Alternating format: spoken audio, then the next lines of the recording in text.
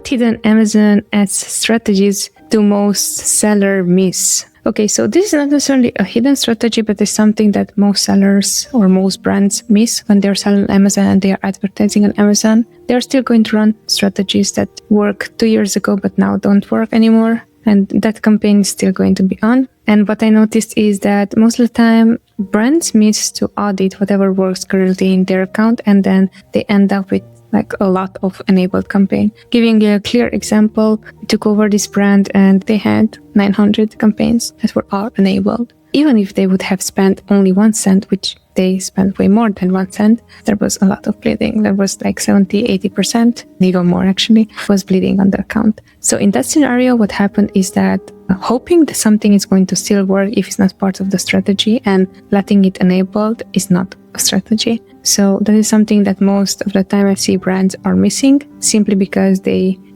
just watched the latest, tip, trick, hack on how to do XYZ campaign that is bringing you with 2% A-class these amazing results. And those campaigns are still enabled in the account.